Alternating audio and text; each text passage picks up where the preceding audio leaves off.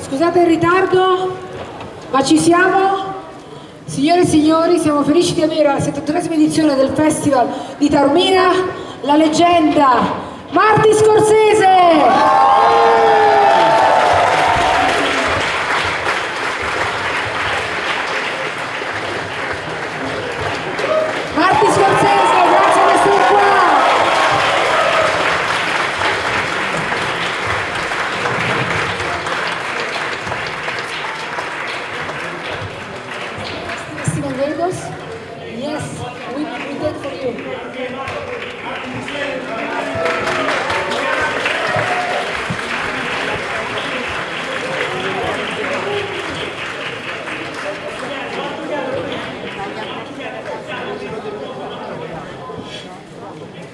Can I say 2 words? Martin Scorsese! Thank you. Yes! I'm excited. You should be too. Ragazzi, questo passaggio deve essere libero. Ok. Via da qua. Ragazzi, deve essere libero, è un'uscita d'emergenza per cortesia. Via da qua. Let's get comfortable.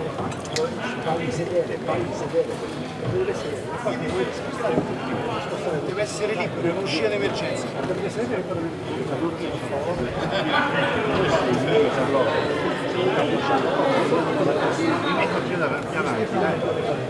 Dovete lasciare passare. Grazie a tutti gli studenti che oggi sono qui. We have a lot of school here, a lot of school of Sicily that come, you know, to... Yes, but they give a special permission for us.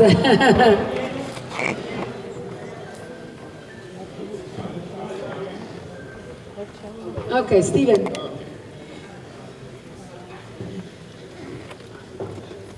Well, this is our starting point, sort of. We did have lunch the day that you presented Living in the Material World. So we didn't get a chance to talk about movies. So I've kept these several hundred questions short length here. But no, we have a lot of students here, and I've been asked to kind of tailor our conversation to what might be most helpful or meaningful to them. To me, I would start by asking if you have any tattoos, but I don't think that's what they're thinking. Yeah, see, that's the big change in the culture right there. But so, first question I have for you, Mr. Scorsese, is your introduction to cinema. You know, what started you on the path, the first kinds of movies you saw and where you saw them, the type of film that was exciting you at the beginning of this journey?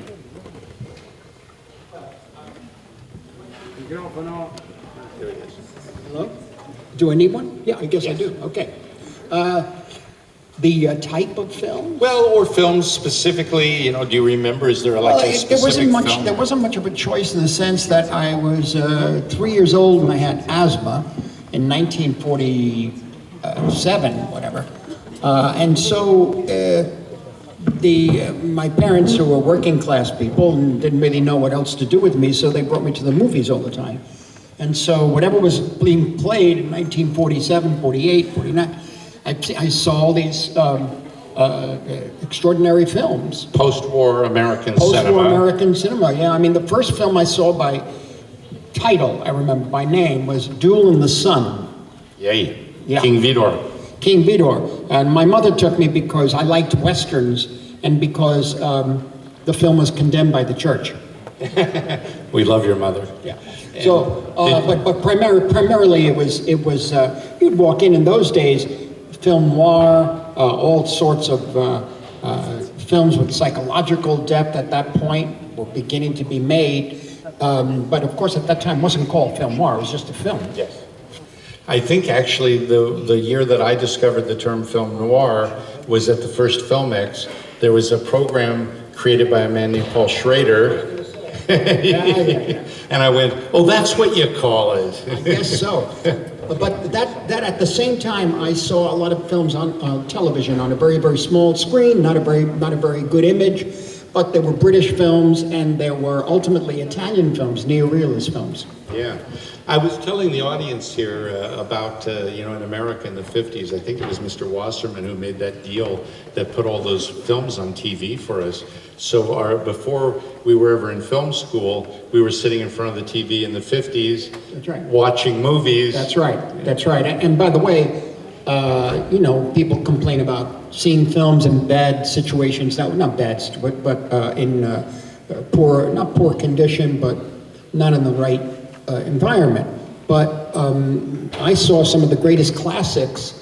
I'm not suggesting you do this, but I saw some of the greatest classics, even Citizen Kane, with commercials, in a tenement downtown, with everybody yelling and arguing and people yelling in the streets, and there was Citizen Kane. I'm watching this thing, you know. And so somehow the power and the beauty of these films, or these storytelling and these images, just poured through in black and white. By the way, no color TV at the time. Right. So even the color films are black and white. And so the power of the filmmaking broke through all the distraction. You're reminding me because I remember being a little boy and seeing movies like King Kong and Frankenstein and Dracula. But speaking of Universal, yeah, they were on TV. On TV, yes. Same here. King Kong, Franco. Never saw them. Years later, we saw them on a big screen. It was different. Yeah. But by the way, what happened, let's say with Citizen Kane, I was 13 or 12 years old.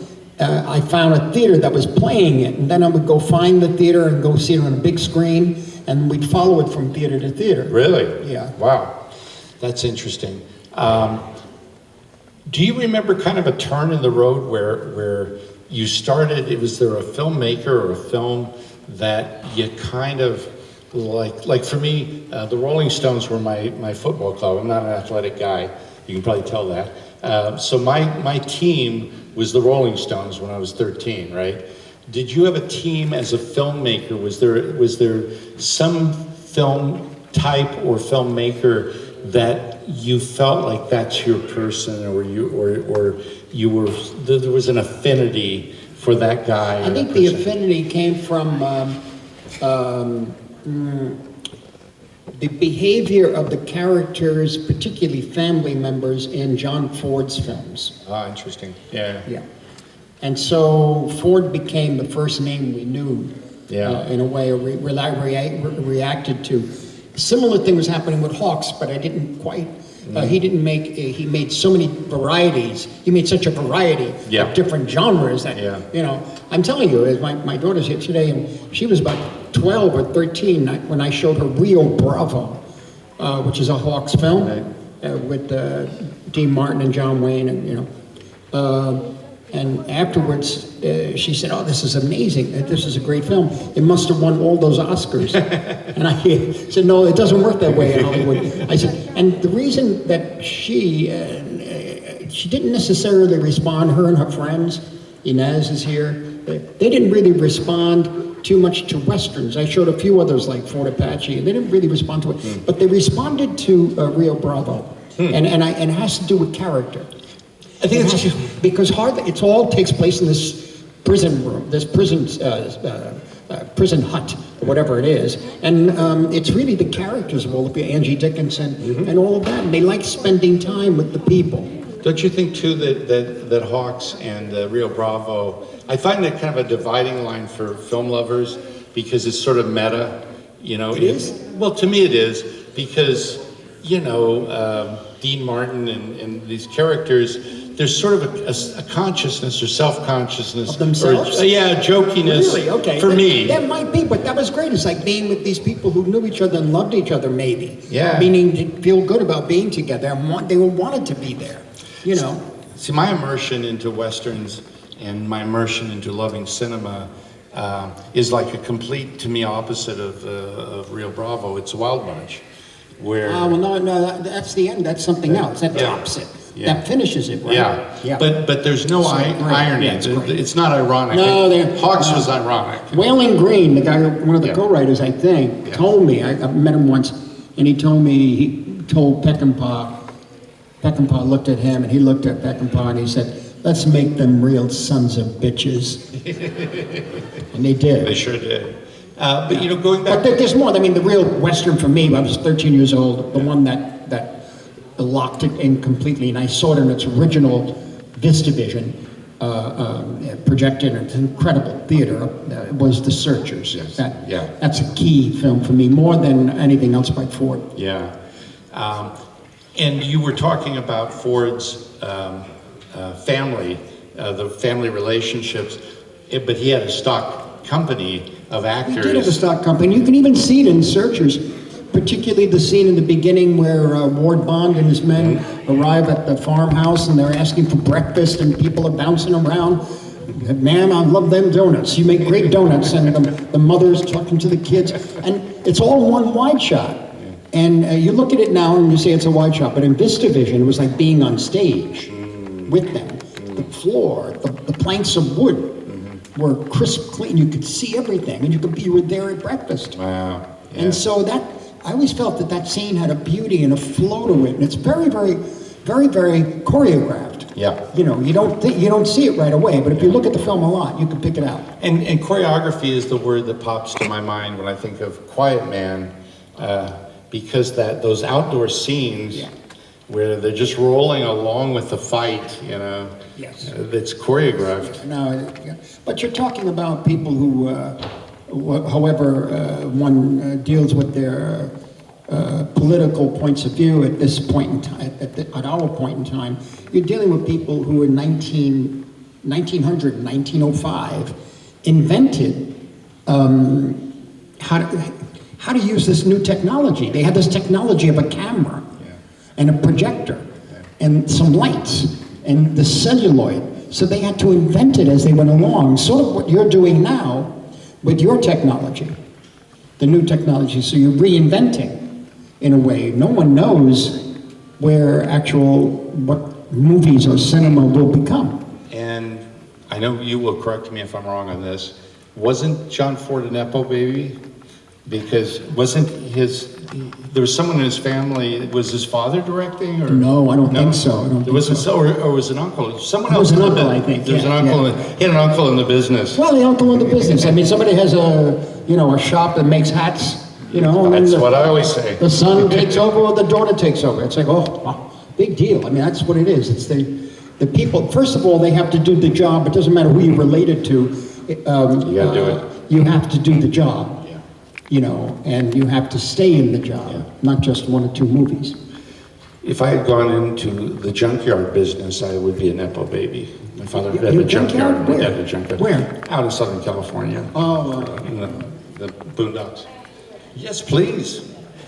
What we were talking Because about. Martin, in this day with the student, we talk a lot about AI and the future of them, because maybe they want to be director, they want to be actor, but maybe in 5 years everything's changed. What is your relation with AI? Well, first of all, the term AI, it means so many different things. I don't understand completely. Artificial intelligence. No, I don't understand what you can do with it. I understand we could do pretty much. I ask a question, so you could do that, we could do this, we could do that. Apparently we could do everything with it. Okay. Now, I do find that it eliminates a number of steps, and that really is a big help. And I think whatever new tool comes along, learn to use it. Whether it's virtual or whether it's AI, I prefer on-location shooting. But if I have to, I've made films in studios too. But I think ultimately it's a philosophical and cultural question. And the question is, where does the human being leave off and the machine begin? And that's the big issue, Will you accept people behaving on screen and then you realize afterwards that they aren't people? Will you expect, and I shouldn't say, will you accept Gene Hackman, who just passed away, sadly. Gene Hackman and Humphrey Bogart acting in a film. I'm talking about American actors, sorry. Or Mastroianni comes back and makes a film with Anita Ekberg. Would you accept that? I'm not so sure. Maybe it's another kind of genre, But I do think the technology has blown all of this away, very much the same way as the original cameras. You know, when William Wyler and Cecil B. DeMille and Griffith were out there shooting a scene with horses, let's say, and the horses go from my right to my left. And then when they cut, they move over and they go, where are the horses going to come in now? They're going to come in from the left or from the right. They're inventing a language, so you're inventing a language now. The thing is that it's got to be human. The thing is that the heart's got to be there. You know, that's the big issue. We're telling wisdom. You know, my filmmaking father, brother, mentor, buddy was a guy named Monty Hellman. You probably know Monty. And Monty said about 40 or 50 years ago to me one day, he said, you know what's the most essential thing? It's not really being, you know, technically adept at this or that. It's having some wisdom. Yeah. Thank you. That's exactly it. And the only way you get wisdom is experience. I mean, you can read all the books you want, which you enjoy, and you know, but the reality is life experience is what it is. Which leads me to the next question. This journey, the Martin Scorsese journey, at some point you focused on directing and being a director, but was that way down the road? Because we left off where you were running around New York seeing movies, and I mean, it's pretty advanced to be a teenage kid seeing Citizen Kane and watching those movies, because most teenage kids aren't. At least back in those days. Well, it was on TV. Yeah, it was in on fact, it was on a show that showed the same film twice in one night. So that's all that was on. So we're watching it. But between that embrace of cinema and the point, by the way, Tiziana put me together last summer with Harvey Keitel, who told... Oh, I'm so sorry. He told a great story about your first encounter, which I'm sure he has his version. He's like...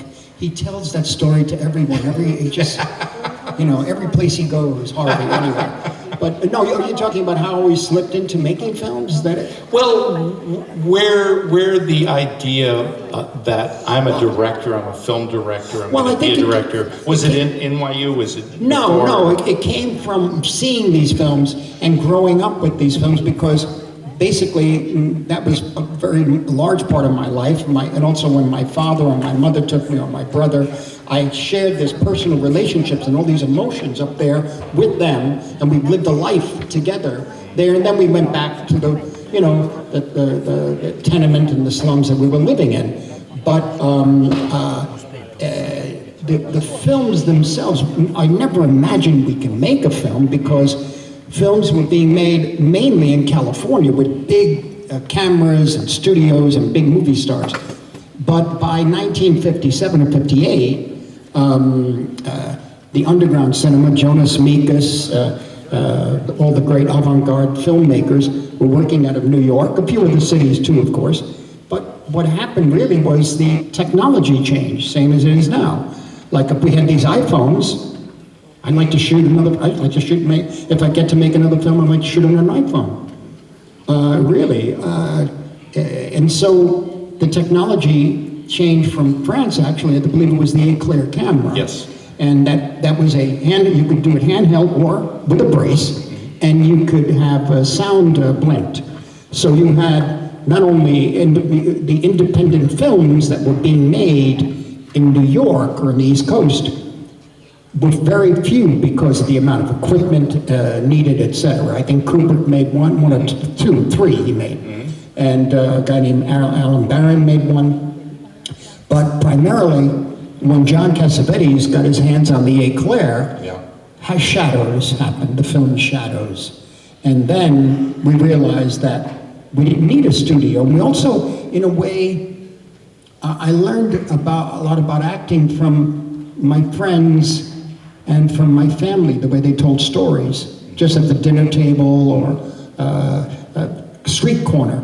And those were the great actors. Yeah. You know, I loved any of the Hollywood actors, many of them, the British actors. We adored Guinness and Olivier and James Mason and Gielgud. But the real people the people I knew, you might as well put them in front of the camera, so I did, including my mother.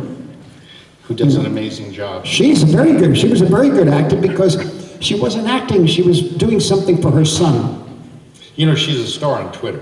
Yeah, because that clip where the people say, you know, you gave her the direction of sort of like be mom, and then that was it. In Goodfellas, yeah, that was it. And she takes over. She took over the scene. The scene was not written, and I couldn't stop it. But then we just relaxed, you know, and just let her do it. But the thing about it was that it was really more a combination of the camera, the ability to use yourself and your friends as actors, and then I went to New York University, which at that time was very small. The film department was maybe 30 students. Now it's thousands. Yeah. And so at that point, I met a professor who was very, who believed in me and encouraged me. And I think that's the great thing for going to a film school, really. What was his name? Haig Minuchin. Oh, yeah, okay. Armenian-American guy. And he was very enthusiastic, and I was so obsessive about film and making films that he believed I could do it. This was at the same time as I was still involved with thinking becoming a religious calling, becoming a priest. But that didn't work out. You met somebody. Yeah, exactly. But no, it also I realized too that the time I spent in very little time in the seminary was not, I realized that the calling of a vocation was more about other people and not yourself. Yeah. And I wasn't ready, I didn't know. But I had this priest who was down in my area, who was our formative kind of a guide in life. He was around for 7 or 8 years, then he was moved out of the diocese, but to high schools. But he was the guy who gave us Graham Greene to read, and James Joyce, and James Baldwin, and suddenly our eyes opened up, and played classical music for us. And so between that and going to NYU was the big change. I had a teacher like that in middle school. He caught me reading a James Bond novel in class. He took it, I can remember it, Mr. Scorsese, I remember like it was yesterday, threw it out the window. You know what he gave me to read? The Plague. Camus. That's the best. Right. I love that one. I was 13 years old. 13 is hard. You're right. No, my God. Oh, that is but you never forget. It forces you. You never forget it. You never forget the great teachers. Yeah, the Graham Greene he gave me was Power and the Glory. Yeah. Which I returned. I read again when I was doing silence. And boy, I think the book got better. Mm-hmm. You know, actually, but it introduced me to reading because my family, they weren't in the habit of reading. There were no books in the apartment. Wow. So I was the first one to bring them in, you know. Yeah. We're going to talk a little about narrative and documentary filmmaking, but where we're at right now, I think is interesting because you made a documentary about a guy named Bob Dylan. And Bob Dylan, people always ask him, that great run of things that he did from, say, 64 to 68 that changed the world, with Blowing in the Wind, Hard Rain's Gonna Fall, the Highway 61 album. And he always said, hey, it was the moment, and I was the guy who was there in that moment. It was a big moment to write about things because it was all happening at that moment. Was NYU and that period in the 60s when you were there, was the moment also important? That was the moment, there's no doubt, because what we had by 59, 60 to 64, let's say, you had the Italian New Wave films, all the great Italian filmmakers, you had the French New Wave, you had Hungarian films, you had Jancho in Hungary, and Szabo, and you had the great Polish cinema, Andrzej Wajda and Kawalerowicz, and Polanski and Skolimowski, all of this coming in, Japanese cinema coming in. You have to understand, at that time, now you could access 100 years of cinema from all over the world. At that time, you could maybe access 30 years of cinema from only certain places. Janus films or... Yeah, well, no, beyond Janus. What I mean is that is that you could see old American films up to 1939, because the earlier prints were in bad shape until Ted Turner bought them. You could see some French films. You could see Italian films only from neorealism on. And you don't see any Polish, nothing like that. Japanese films started with, in America, it was Rashomon and Gate of Hell were the two. And that, don't forget, I mean, the war was over only 5 or 6 years earlier. So Japanese films are extremely exotic and foreign. There were very few films from South America. Mexican cinema, which was so vibrant and alive and still is, was only shown for the Spanish communities in New York. It never crossed over. So you were able to follow the careers or artistic trends, let's say, for maybe 25, 30 years, and coming out of one country. Oh, and you had Denmark with Dreyer, and of course you had Bergman coming out of Sweden. So you had but now you can go everywhere. I mean, you have early Chinese films, you have great films coming out of China in different generations. You had incredible amount of Japanese films out of Malaysia, there's so much African films we're doing with the World Cinema Project to restore a lot of the great African films. There's great cinema from all over the world. One of the things we had tried to do was to find new directors. At that point, I'd say, a friend of ours, Walter Salas, and Suleiman Cisse, who just sadly passed away, from Mali, and asked them what inspired them. And then we found those films. Yeah. Fatih Akin liked this film made in Turkey, so we found this film called Dry Summer. And we looked at those to try to get a sense of who they are and where they came from. And so now I think you need, in order to experience cinema in a way, I think you need to be curated as to where to go. Which is hard to find. Very hard, very hard. And there's just too many choices. Yeah. The choices were limited. The moment was also fraught with change because... Well, that was the political change. And cultural change. I mean, I think before the Beatles, there was Dr. No, so I think the 60s started in 62. 62, it was great. Right. Can I do a question that always the student give to Yes. me? And Yes. Simple question. Yes. Which movie, Martin, you think that changed your life? When you understand that, this movie, changed my career, and now I become, worldwide director, known all over the world? Well, I'd say it's a complex question because there were certain films that,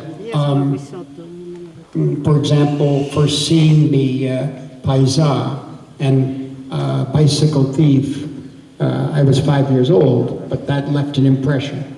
And the next time I felt that was when I saw Cassavetes' films, Shadows, and then at the same time Citizen Kane, because Citizen Kane introduced us to different visual interpretation, different from the American films that were being made prior to that, in terms of classical style. This was not classical at all. It was taking all kinds of chances. So for me, it was a combination of Orson Welles and certainly Cassavetes, And I think, Tiziana, also in what you're asking about the movie that changed him, at the moment with the civil rights movement in America, Vietnam starting, the moment of you becoming a filmmaker, America was going through a lot. People talk about how tough things are now, or how divided America is. You and I both remember when America was really effing divided. Yes, that's true. Add all this cultural, in a sense, the technical revolution, these cultural changes that were coming in from all over the world. American cinema was being changed also, and it was being fueled by really the political climate and the war itself, and the anger that coming out of reaction against the war. Add to that the break away from the restrictions of the 1950s. which, by the way, has its own, I believe, a lot of the films in the 1950s that I grew up on have been overlooked, Yeah. I think. And because they weren't able to be frank and be, they were censored in a way. They had to find other ways to say things, and it was very inventive and very strong and very beautiful. And so many films are being made at that time that couldn't be made now. And so the 50s for me is when you had the great Hitchcock films. I was just going to say Hitchcock. Hitchcock, the great Ford films, you've got so many extraordinary things coming out of the 50s. But there was a reaction against that because of French and Italian cinema coming in. It was so French and so fresh and new. And add to that the political conflict and the violence in the streets, and things just blew up. You know, you said something about the impact of European cinema. I did a piece a few years ago on the 50th anniversary of 5 Easy Pieces, the Bob Rafelson movie, and interviewed some of the folks I knew from that period. And they talked, Fred Roos talked about, we used to go to the theater and see movies. Monty Hellman had a film club, and they would go see the European films, the new Bergman, the new Fellini, the new Godard, or whatever.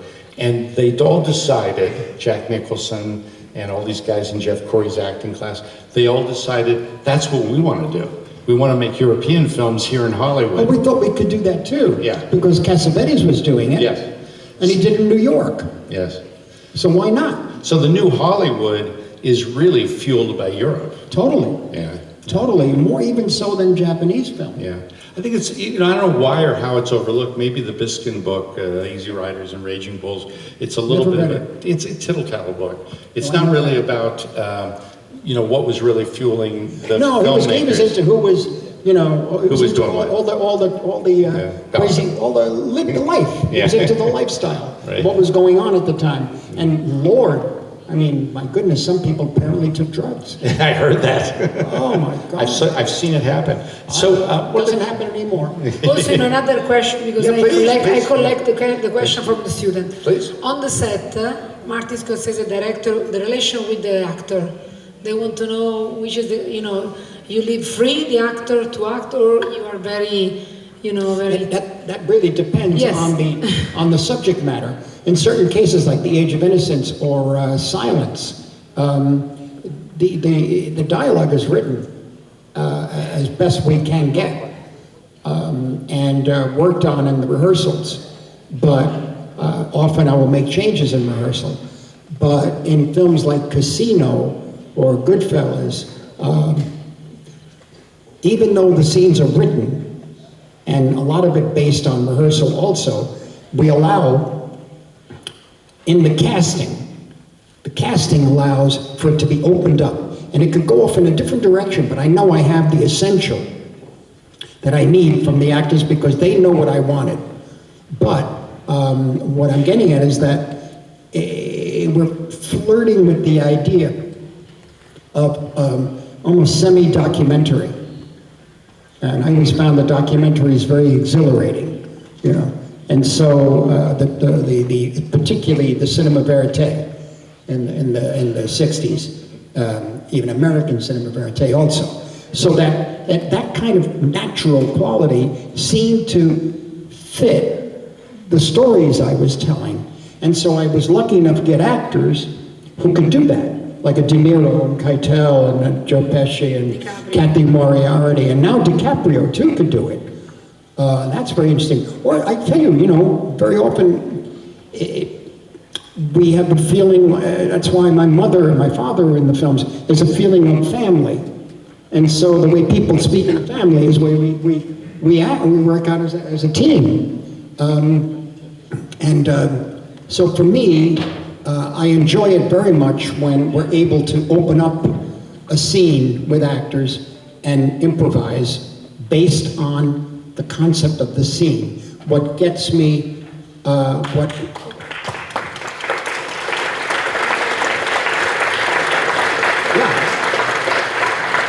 sometimes I sit there and I'm amazed that I experienced this. I experienced something special. I look at it. I said, wow, that just happened. and it's so great. But the thing is that I tried at times to just improvise with no basis, and it didn't work for me. In other words, going to a place, I did on one or two films, going to a place and wondering what I was going to shoot and how we were going to do it, and what the scene should be, and it didn't work. I have to have as much planned as possible, and then I could go against the plan. But I like to think it out and plan it out, But the main thing there is having actors who we're all making the same movie. We're all kind of basically agreeing, Tonight we're going to screen Taxi Driver in the big screen in the Greek theater. They're going to see this movie restored in 4K. You have some memories, some secrets, some backstage that you can tell us before seeing Taxi Driver? I mean, Taxi Driver was a film that, that Paul Schrader had written, and myself and De Niro were able to get it made through the producers, Michael Phillips and Julia Phillips. A lot of it came from De Niro winning the Academy Award for Godfather 2, so he had some power, and Hollywood kind of looked at Mean Streets and he saw De Niro and me together there. They liked that, so they took a chance. But it was a film that I didn't think it was going to be a hit of any kind. I just felt that I felt compelled to make it, and so did De Niro, and of course Schrader. And so it was like a kind of religious mission, and we just moved ahead. And everything in our path was a problem. It was just one battle after the other until the very, very, very end, the day it opened. It was a terrible experience, except some of the scenes we were shooting, some of the actors were good to work with. The studio hated it. They hated me. And pretty much everybody concerned with it except for the actors. And then we just had to get it over with and go and make other movies because we felt so strongly about it. And so it was made from the heart. The heart may have been dark at the time, but that's where we were. The scene with him talking in the mirror was an improvisation. Are you talking to me? Because I asked him, I said, if you're looking in the mirror, you got to say something to yourself. And he was playing around, and suddenly that came up. Oh, that's great, keep going, And so we did some improvisations in there, but basically it is the script, and the film became a big, well-known film. I hadn't expected it to be. I just thought it was something that we make, as you say, that's the kind of film we want to make when you see a Bergman film, You made the film you wanted to make, and it turned out well, but it was never easy shoot from day one to the last day, right? Even the last day was terrible. Last day was terrible, yeah. Hey, following up on Tiziana's question about actors, your film finally got Paul Newman his Oscar. There was a guy named Tom Cruise in it, Daniel Day-Lewis, DiCaprio. We talked about Keitel and De Niro and Pesci and all these guys. Is there a common thread? Is there something that actors, that either the great actors or the actors that Martin Scorsese wants to work with, do they all have something in common? Is there some common thread between them that you can spot or see or feel an affinity with them? Well, this also applies to the actresses too. No, because Kathy Moriarty, Sharon Stone, Michelle Pfeiffer, Winona Ryder, Jodie Foster, Ellen Burstyn, Diane Ladd. It goes on and on. There's so many. Yes. But do the actors that... But Diane Ladd and Ellen Burstyn, it's like working, Jodie, it was like working with your friends. I mean, they're like, they seem to, they're not afraid to go to a place a deeper place that isn't artificial, that isn't sentimental. They know the difference between real sentiment and sentimentality. That's interesting. Yeah. But they really do also want to take chances. They'll take chances. Some people will do pretty pretty much anything, if they think it's right for the picture.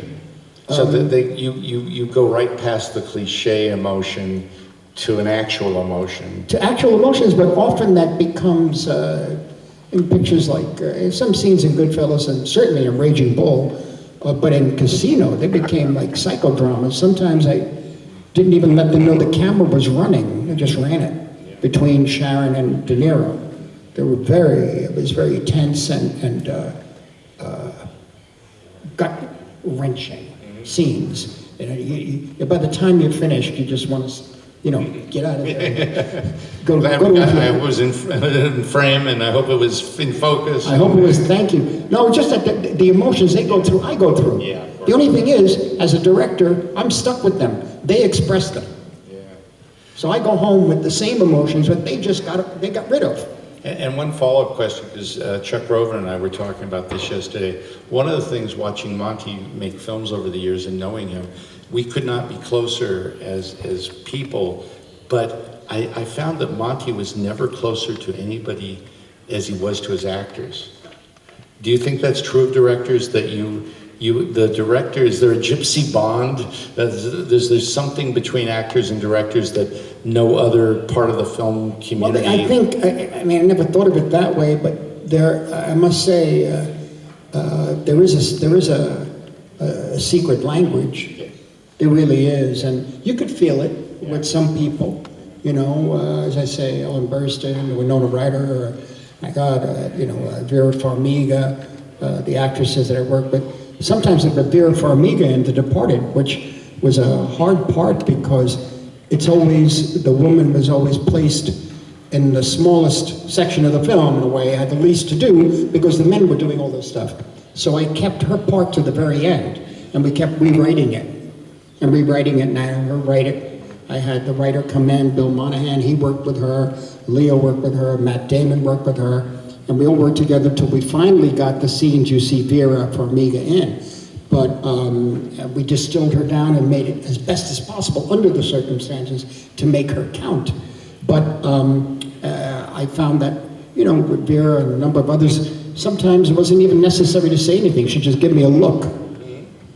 There is almost like a secret bond between directors and actors, I think. Yeah. Just something I've observed. One of the other things is that you have a distinguished body of work as a documentarian. Your roots go back to working on documentaries that weren't even your own, right? Didn't you work on Woodstock? Yes, I was supposed to be co-director on that, but that didn't work out, and then I became the second editor. Right. Yeah. And Michael Wadley is someone you worked with there. But the films that we think of, like the No Direction Home and Rolling Thunder and many others, is there a different muscle that you exercise? Is it sort of a relief to make a documentary? Yes. Yeah. I try to make a documentary along with the feature because I had made I think. Alice doesn't live here anymore, and I made, at the same time, just turned out this way, I made the film on my mother and father called Italian American. And I thought I learned more from them as they were speaking on camera than I could have in other situations. And I learned that documentaries were freeing me in a way to deal with narrative films. And eventually what happened, particularly after The Last Waltz, is that somehow the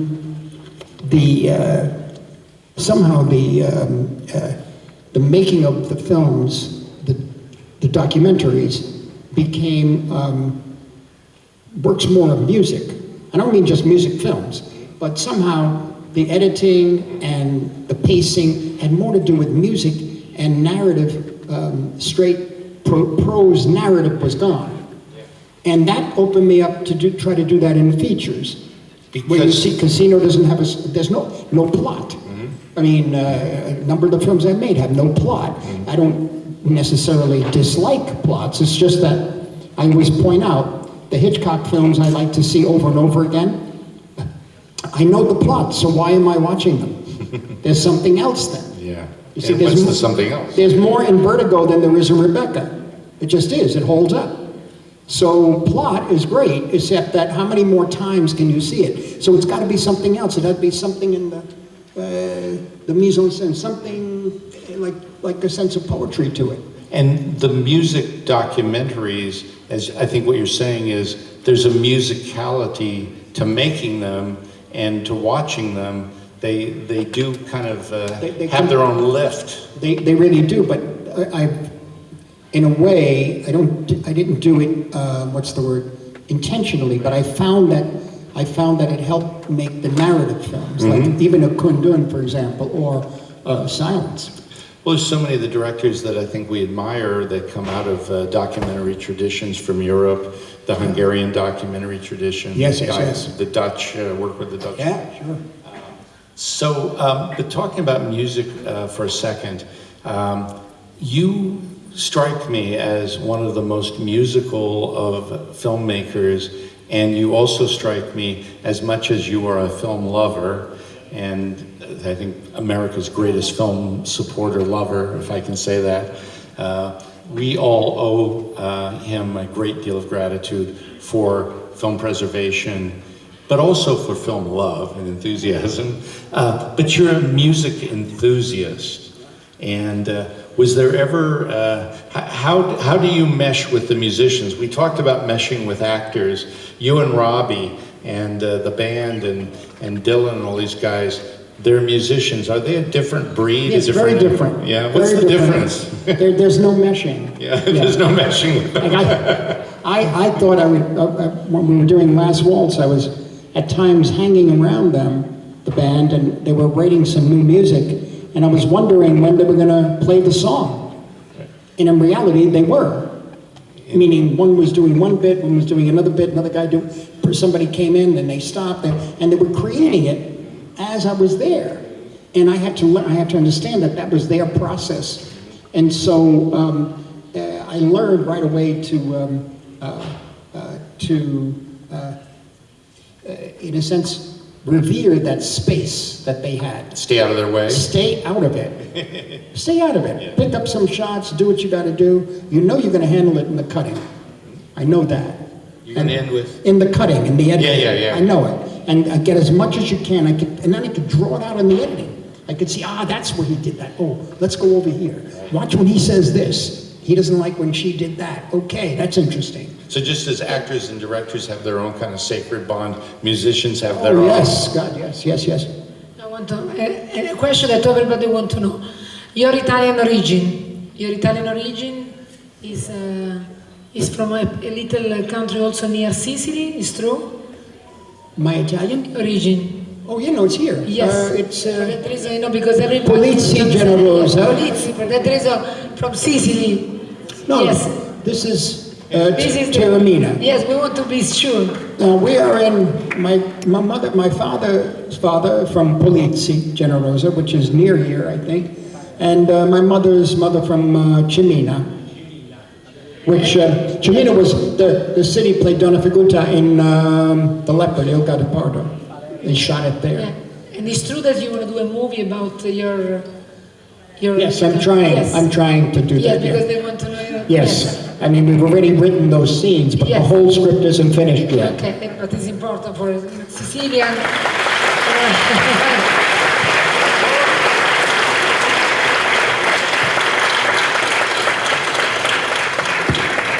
Talking about love of cinema and cinema history and New Hollywood. Do you think that there is, would it be of interest to you, or should it be of interest for a re-examination of that period, a re-evaluation? Because you were part of it, you were part of the great New Hollywood, but it's sort of like gotten a little like calcified as a canon that everybody accepts. These are the movies.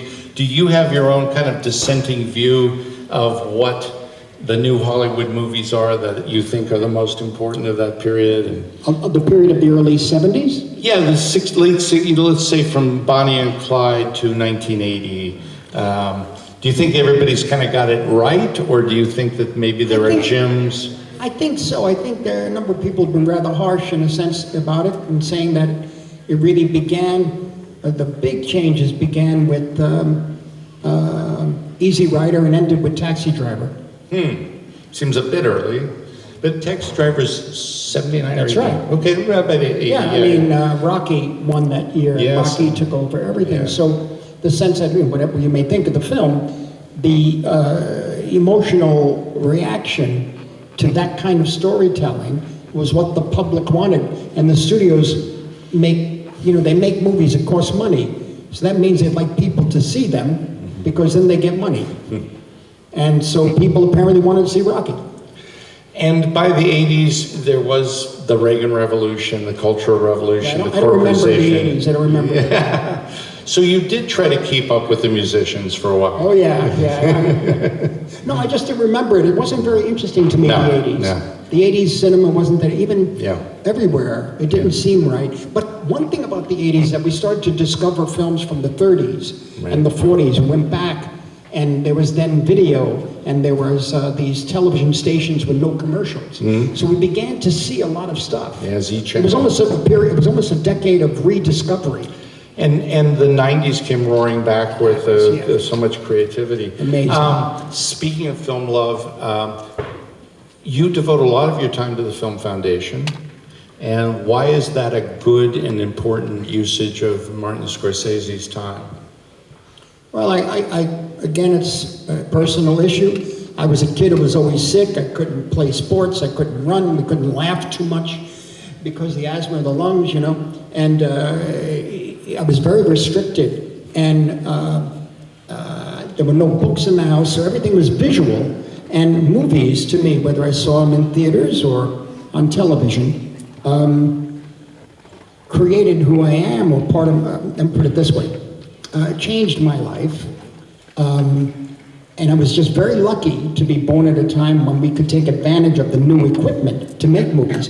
But cinema can make a difference in your life if you're outside of life. In other words, out of the loneliness, out of the isolation.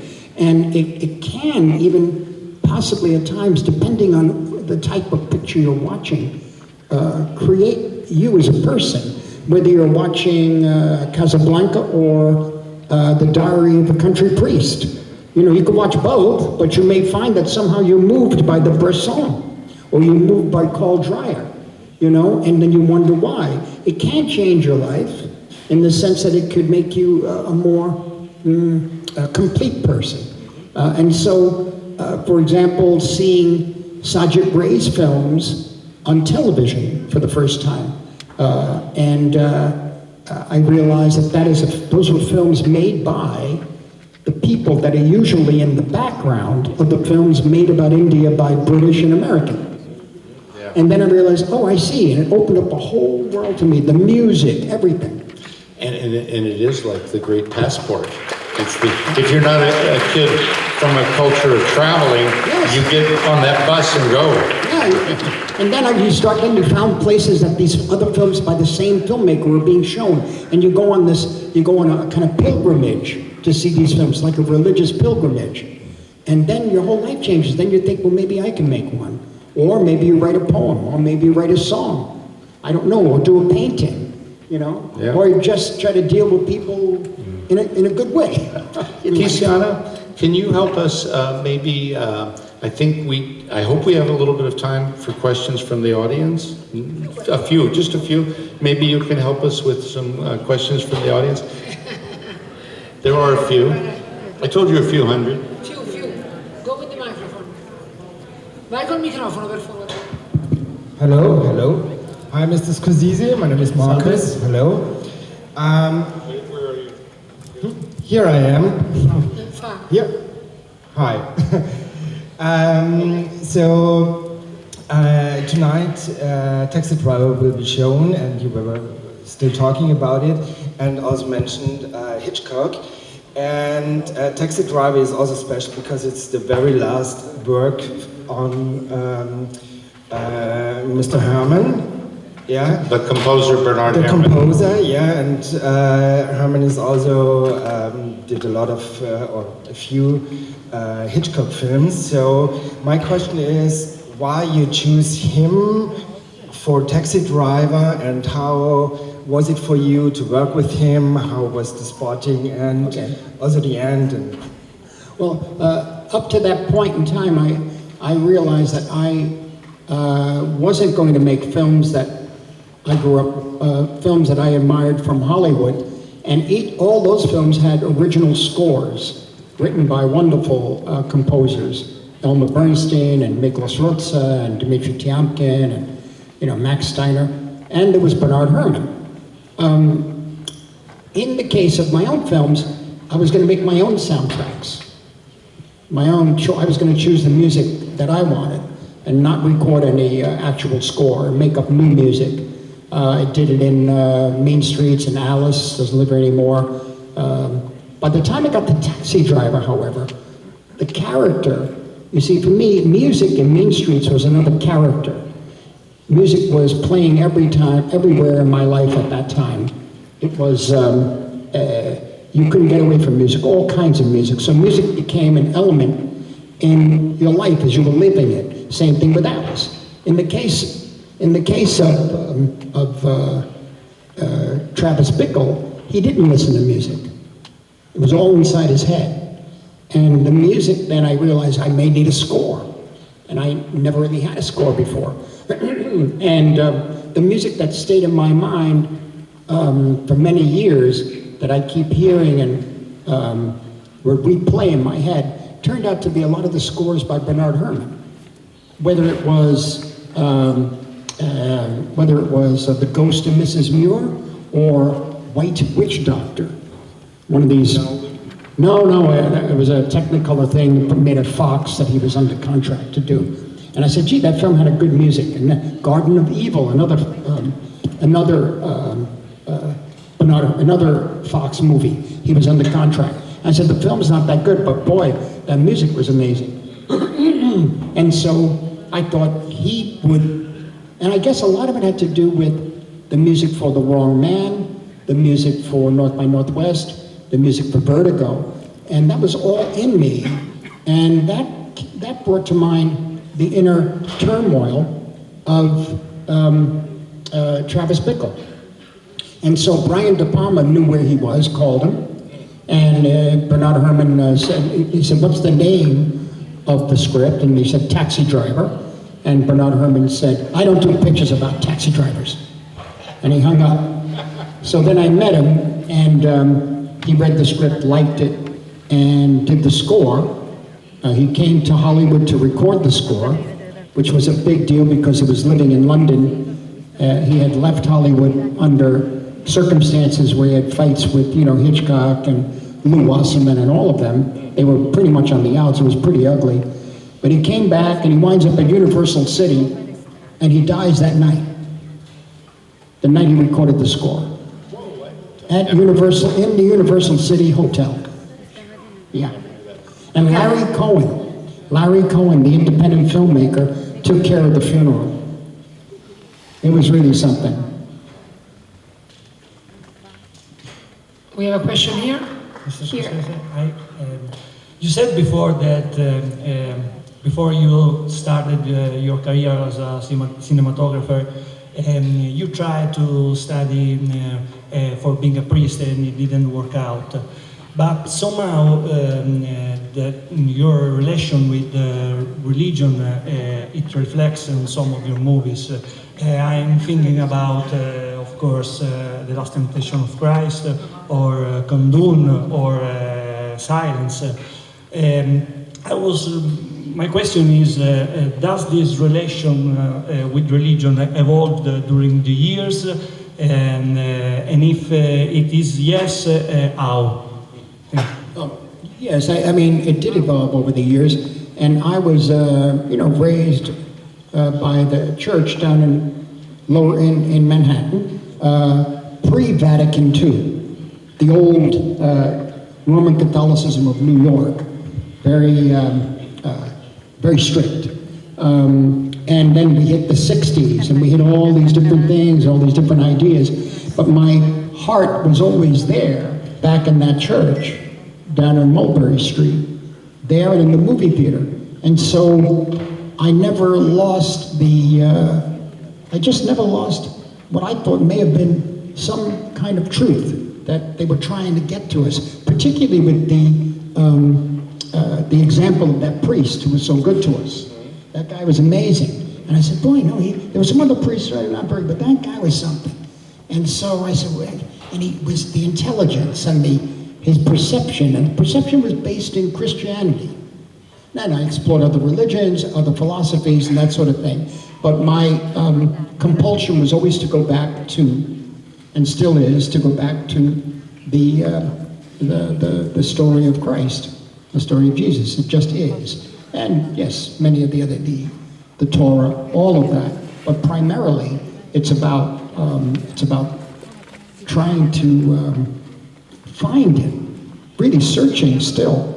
And that venue for me happens to be Christianity. It just is. And as an old man now, I'm 82, that's where it is. And it isn't because, at the last point of your life you're becoming, no, it's always been that way. If you look at Raging Bull, the whole story is that. Or Taxi Driver even. Mean Streets, he's trying to have some sort of redemption, and he's playing around with being a loan shark. And living in a world of the worst kind of a life of sin, which was organized crime. How are you a decent person, and where's your heart and your compassion? And all around you are gangsters, basically. And that could be gangsters they could be gangsters like in organized crime, or they could be corporate gangsters too. That's your culture. Our culture's becoming that gangster. So where's our heart going to be? So for me, I find it through meditation. To a certain extent, but primarily I go back to those themes. I just do. I'm drawn to them, and when I say that, it's a very good question, because when I say that, in order to make a movie, the way I make them, you have to really, I'm sure a lot of people do, but it's very physical, it's very taxing, it's conflict all the time, and you have to battle your way through. It's a war. So you really have to want to make it. And the ones that I feel that I want to make are those. So that's where it is. Yeah. Abbiamo un'altra domanda qui.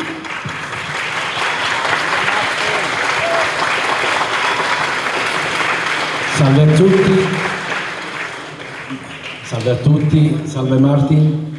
Mi chiamo Claudio. Il mio sogno era poterla incontrare. Oggi è il mio compleanno, quindi penso si sia realizzato.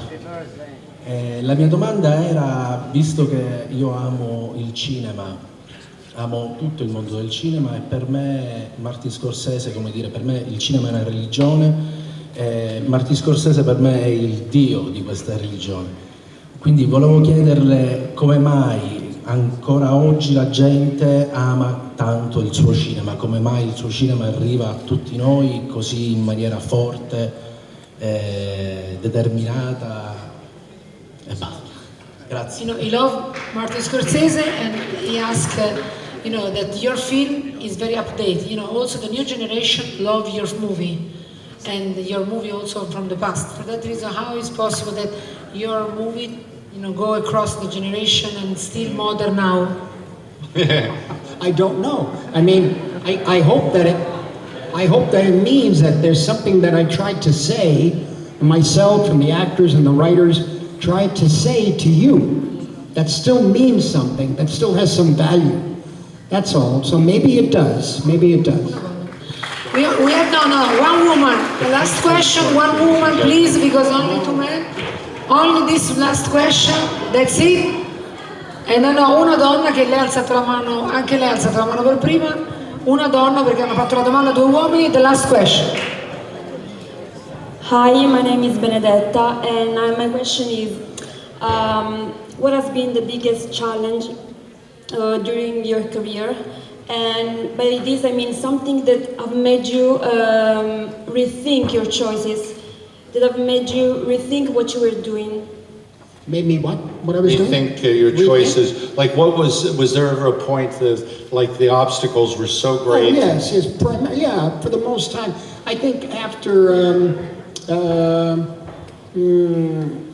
New York, a film I made, that film and my experience, I had a break, a complete break. And out of that came Raging Bull. So everything was rethought, reworked. My life changed completely. It was a dangerous time. And out of that came Raging Bull. But after Raging Bull, I didn't want to make any more films until I made 2 films, Gangs of New York and Last Temptation of Christ, but I couldn't get them financed. I wanted to come to Rome to make some films on saints, meaning what constitutes a saint in terms of Catholic religion. Does that mean a person walks into the room and heals you? Or is that a person who is, you don't even know, I think Pope Francis, when I spoke to him a few times, he told me saints are not the ones that, come in and there are miracles. He says saints are the ones that you don't even know, you don't know who they are. You don't even see them. They did it their way and without any fanfare. Without any fanfare, you don't even know. And he said, this is the real thing. There's so many saints around it. And what is a saint? It comes from compassion and love and respect for other people. And even if, and so for me, I wanted to go back and try to do that. Instead, I wound up doing King of Comedy, which is an experience. That was something, and a good one, actually. And then there was, eventually, I lost all my backing in Hollywood for American money. I lost it completely. Couldn't get films made until I made Last Temptation, which was made for very, very little money, and then Goodfellas. And after Goodfellas is when I was able to get some more financing. So a number of times it ended. But when it ended, I was thinking, we still keep working.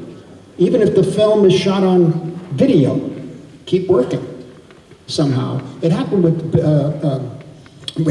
Bob Altman too in the 80s. With 20th Century Fox, they pulled his contract out, and he wound up doing theater. He wound up doing the court martial, Mutiny Court Martial, and some other things. So he never gave up. You just keep working as best you can to express yourself. And now, like, there's no excuse. You have all this equipment. You got a telephone that's a camera. Make your own movie, So for me, I had to always regain the confidence and the trust of different regimes and in different paradigms, as they call them in Hollywood. Different places. Different places. I would like to thank you.